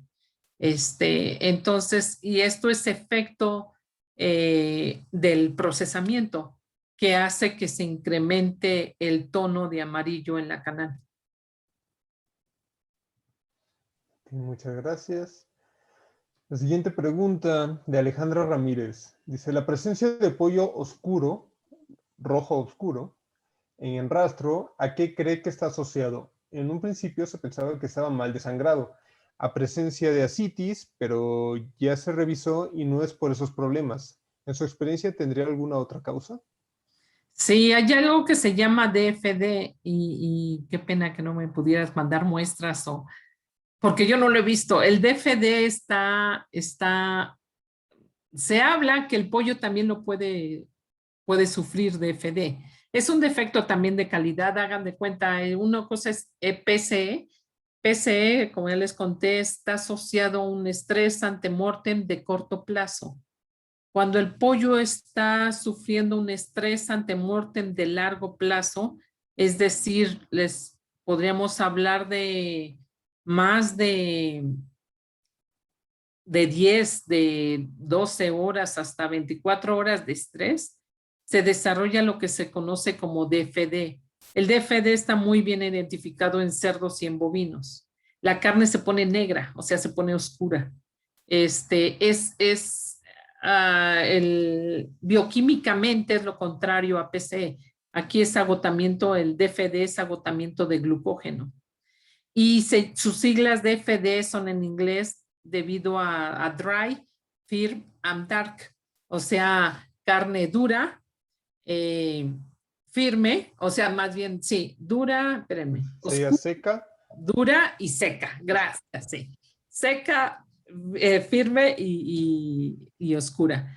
Y entonces, aquí el pH es muy alto. En PCE el pH es ácido, es muy bajo. Aquí el pH es alcalino, es muy alto. Entonces, DFD, yo he buscado mucha información y no he encontrado en aves, únicamente encontré un reporte y en pavos, pero en pollos realmente no hay nada escrito porque nadie lo ve, por eso no sé, me podrías dar tus datos y si lo vuelven a ver, si podrías mandar fotos, porque a través de pruebas de pH, de pruebas realmente no son difíciles de hacer, se puede saber si es carne de FD. Un amigo me decía, sí, claro, él decía que vio en Estados Unidos un cuadro de DFD en pollo de engorda, pero no lo documentó ni sacó fotos ni muestras ni nada. Pero entonces yo, me encantaría si me puedes dar información porque te digo, de verdad no está documentado. Y qué bueno que haces la diferencia porque sí, generalmente, eso sí encontré un escrito muy viejo que desafortunadamente DFD se confunde o con mal desangrado o con un pollo de muerte al arribo, una mortalidad por muerte al arribo. Entonces, por eso te digo, si ustedes lo vieron y lo encontraron, realmente sí es algo pues importante porque no está reportado en pollo de engorda. Y los que han escrito solo han escrito esto, pero tampoco han tenido casos como para caracterizarlo. La caracterización de la carne es cuando ustedes a una carne le sacan todos los valores, pH, capacidad de retención de agua, pérdida por goteo, le hacen todas las evaluaciones de funcionalidad. Entonces, a través de estas evaluaciones es como se sabe si es DFD o PCE. Usted digo si sería no sé cuánto tuvieron de este tipo de pollos, muy alta la incidencia. No sé si nos podrías contar más o si fue uno que otro nada más. Sí, bueno. Te digo, básicamente es estrés a largo plazo. Pues entonces, a ver si Alejandra nos hace el favor ahí de comentarnos un poquito más o regalarnos sus datos y ya que se ponga en contacto con usted. Sí, claro. Hace rato comentaba, digo, esta duda es mía, ¿no? Digo, ahorita sigo con el resto. Sobre, bueno, el estrés por el transporte, ¿no? Ujú. Y más específicamente es bueno, el choque térmico, ¿no? El que están expuestos los animales muchas veces en el Sí. transporte. Eh, ¿Usted ha visto algún, pues no sé, alguna prueba, algún resultado sobre el uso de algún tipo de producto que, pues si bien no va a ayudar a que disminuya la temperatura, pero sí a dar como ese confort térmico o esa sensación térmica que disminuya? Y digo, por decir ejemplos, ¿no? O sea, hay algunos como el mentol, el eucaliptol, ¿no? Que tienen ese efecto. Entonces, no sé si usted tenga alguna experiencia con eso. Sí, sí, y fíjate que yo no creía en esos productos. Te voy a contar por qué, Adrián, porque cuando me fui a hacer el doctorado con el doctor Sams, él corría muchas pruebas de la industria. Y una vez nos tocó una prueba, fue maratónica y fue alucinante, de un producto que era para esto, para exactamente tratar de reducir el estrés por el manejo antemortem. Pero se hacían unas natas, o sea, no me acuerdo, creo que el producto tenía un cierto porcentaje de carbohidratos, no me acuerdo qué era honestamente, pero los pollos no se tomaban en el agua, salió peor porque se hacía como una nata en los bebederos y no se tomaba el agua. La verdad es que ese se me quedó muy grabado por la apariencia del producto ahí en los bebederos. Después probamos otro y tampoco resultó. Probamos yo creo como tres en el tiempo, yo estuve allá 4 años. Yo creo que me tocó ver pruebas de tres, ninguno nunca funcionó. Entonces, te voy a ser muy honesta, me regresé con la idea de que pues no hay nada que los pueda ayudar a los pollos. Sin embargo, hay una empresa aquí en México que me empezó a buscar porque querían hacer pruebas y le dije, bueno, yo de hecho estoy abierta y tú lo sabes, hacer pruebas con las empresas. Y de hecho este producto funcionó tan bien que después tuve una alumna haciendo su doctorado y únicamente trabajó con el producto y les podría asegurar que sí funciona. Lo probamos en parvadas que fueron transportadas 8 horas. Eran parvadas que fueron transportadas de Uruapan hasta Acapulco y tuvo un impacto en la reducción de merma en el transporte. La verdad, datos así bastante interesantes. De ahí yo dije, caray, esto de veras funcionará. Y ya después te digo, ingresó esta alumna y se hizo un convenio para que su doctorado lo hiciera trabajando con este producto. Le pusieron que era un modulador alostático y era básicamente vitamina C, ácido acetil salicílico, o sea, aspirina y el secreto industrial, que no sé cuál es, obviamente. Pero tuvimos, la verdad, a mí se me hace un producto muy bueno. O sea, me sorprendió porque te digo, yo estaba así como casada con la idea que no había productos que funcionaran y les podría decir que este sí funciona, me consta. Yo nunca recomiendo productos, Adrián, jamás, jamás. Yo les digo, hagan una pequeña prueba, buscan a la empresa y hagan una prueba y ven si para sus condiciones de manejo antemorte les funciona. Porque yo en los resultados que obtuvimos, la verdad, obtuvimos muy buenos resultados. En todos estos, fueron 3 años de pruebas que hicimos con este producto. Okay. ¿No? ¿Era en agua de bebida? Era en agua de bebida. Ok. Se utilizaba 3 días en agua de bebida antes del procesamiento. Ok, ok, muy interesante. Sí, digo, finalmente son estrategias alternativas, ¿no? Sí, Que vale la pena explorar, ¿no? sí, totalmente. La siguiente pregunta es de Eric, que nos dice, ¿cuál es el parámetro principal para determinar la calidad de la carne afectado por el estrés calórico? Yo te podría decir que el más práctico es el color, definitivamente, porque lo detectas a simple vista. Yo siempre les recomiendo, si tú detectas algo a simple vista, nada más comprueba y pon el Minolta. Eso sí, calíbrenlo con plato blanco. Utilicen el corte mariposa, la cara interna del corte mariposa, y ahí colóquenlo. Y una de mis compañeras que fue alumna del doctor Sams también, ella hizo la caracterización de carne PCE. Hicimos un muestreo enorme, eso porque allá con el doctor Sam teníamos que entrarle a todas las investigaciones y pues era bonito porque uno aprende, ¿no? Pero estas son las fotos que les conté, que esas filetes se transportaron 8 horas. Nos fuimos a ese rastro y fue a simple vista, por eso Eric te recomendaría esa simple vista. Entonces decíamos, parece sospechoso, entonces poníamos en Minolta y ahí tomamos el valor de 50. Todos los filetes arriba de 50 o de 50 para arriba eran sospechosos y nos los llevamos al laboratorio.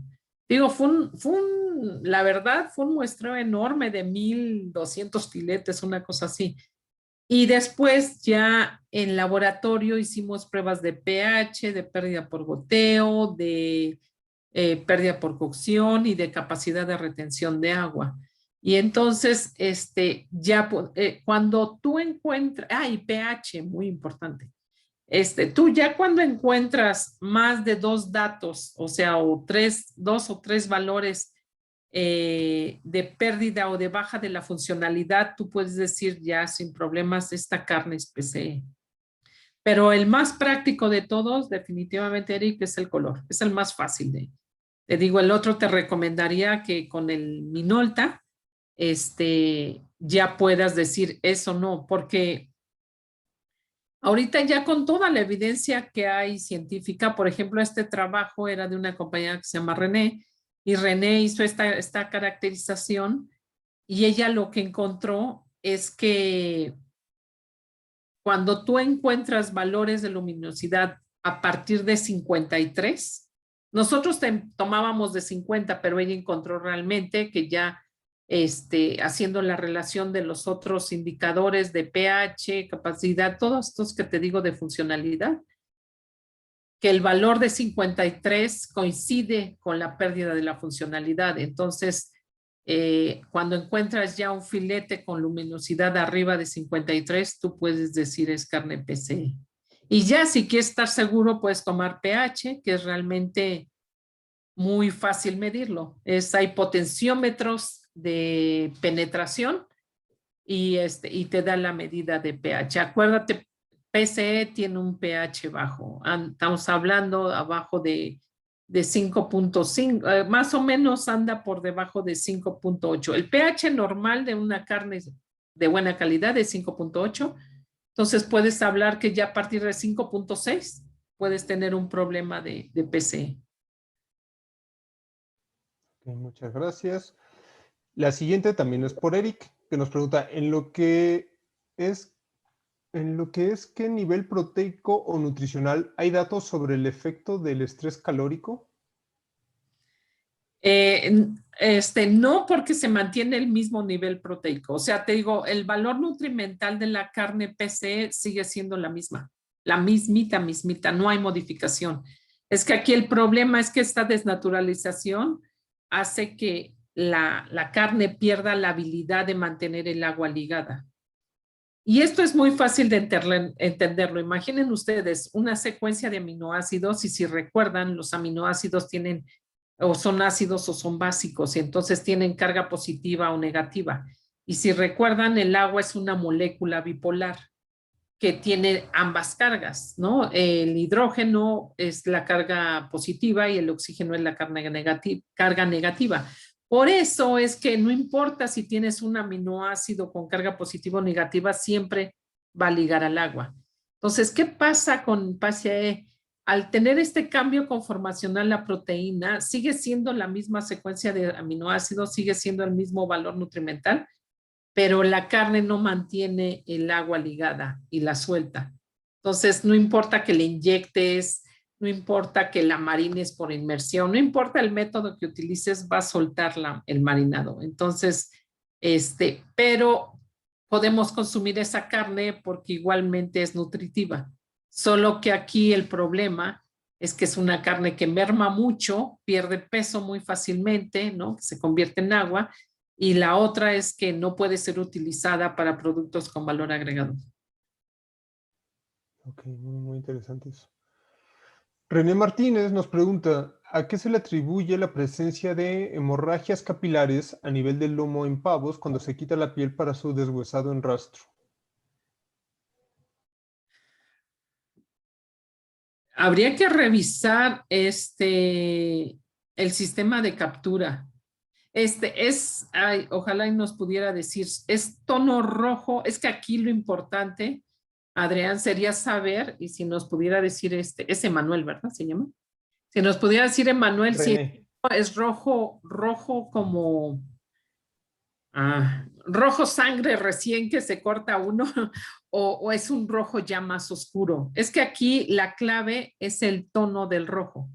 Generalmente asocian ustedes un rojo turgente, un rojo muy vivo, a una lesión que tiene muy poco tiempo de haberse realizado, o sea, una lesión reciente. Generalmente cuando vemos hematomas con rojos muy vivos, el rojo muy vivo, fue o descarga o colgado. Pero cuando ya ven un rojo más oscuro, ya yo creo que es muy importante revisar captura, transporte y embarque. Bueno, captura, embarque y transporte. Entonces, sí, aquí, Emanuel, no sé si tendrías alguna foto para que yo pudiera ayudarte y más o menos decirte, bueno, las fotos no es tan fácil tampoco decir así exactamente, pero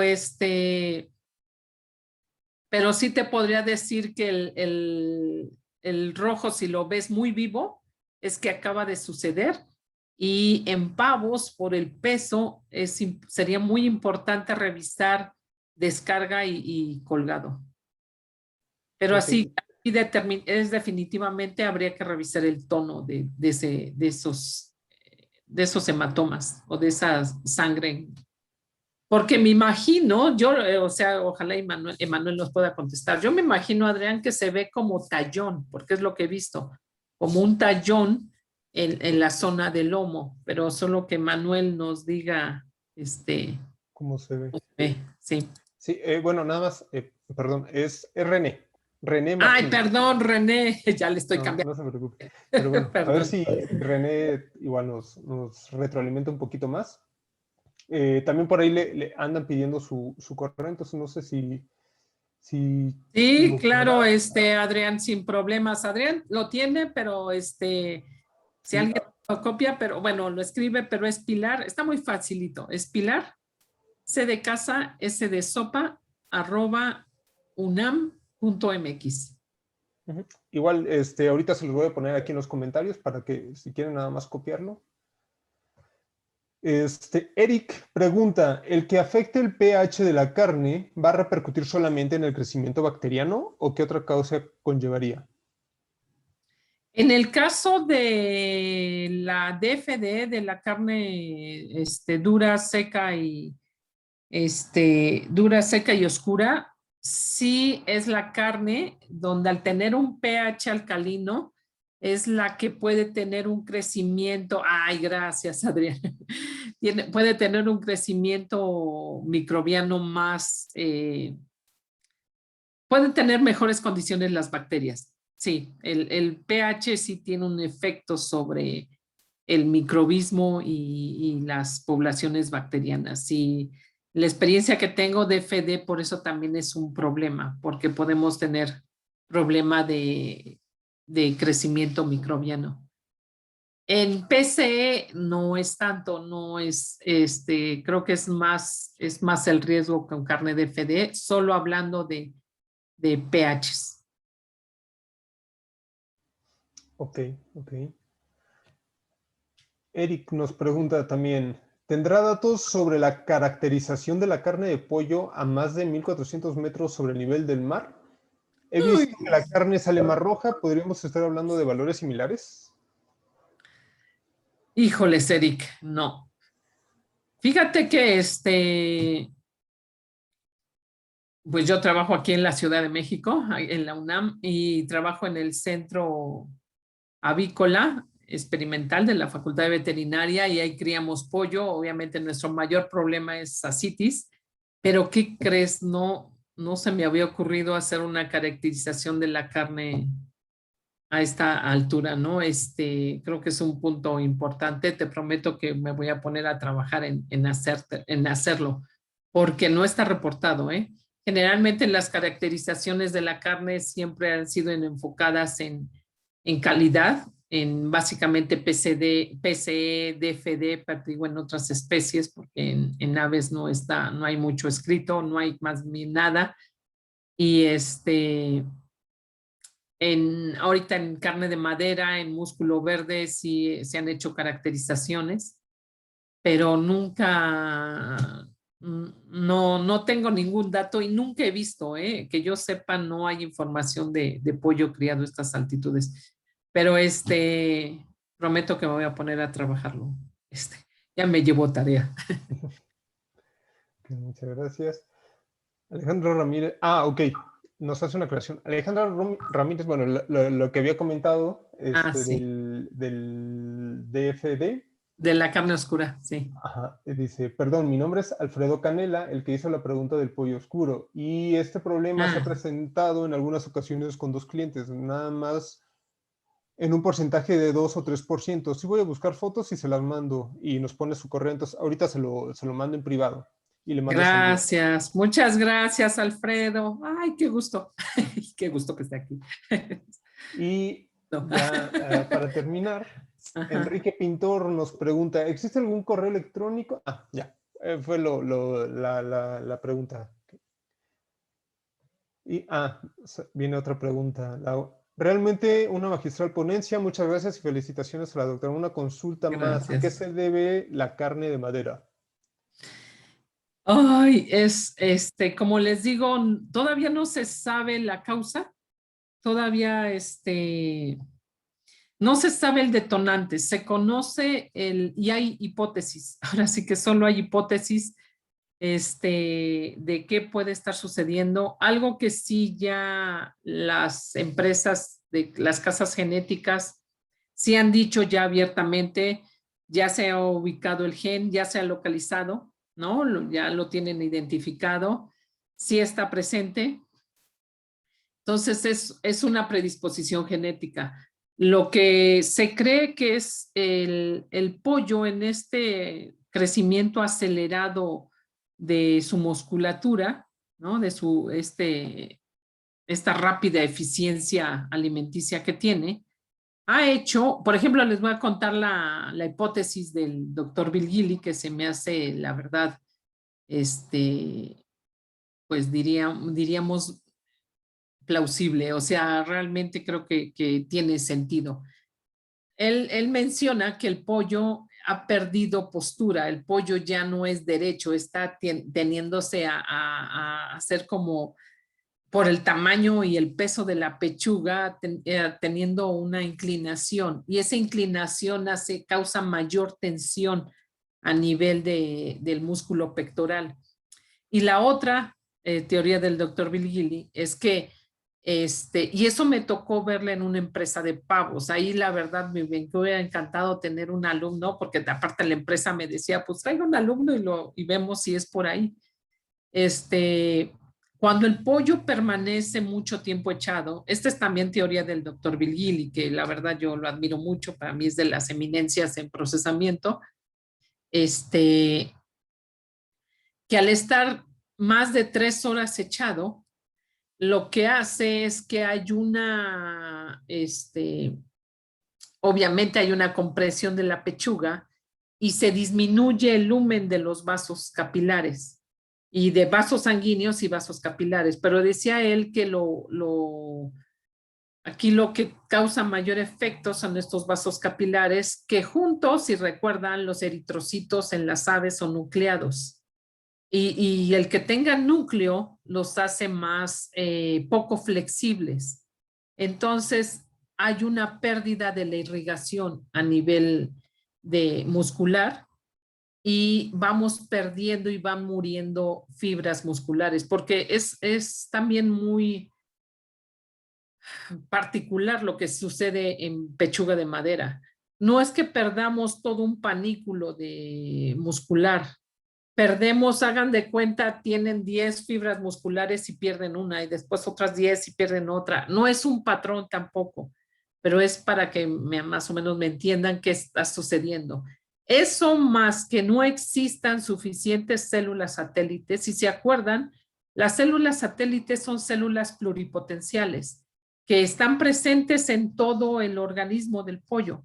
Entonces, una célula pluripotencial, por ejemplo, en el hígado, si muere el hepatocito, la célula pluripotencial se convierte, o estas células satélites se convierten en hepatocito y sustituye ese hepatocito. Entonces, lo que está sucediendo a nivel muscular es que no hay suficientes células satélites que hagan un reemplazo de estas muerte de estas células y entonces lo que se encuentra y la textura de madera, lo que se le conoce como una textura dura de estas pechugas, es que hay una gran cantidad de muerte de miofibrillas con tejido de cicatrización, que es colágeno, y aparte deposición de grasa.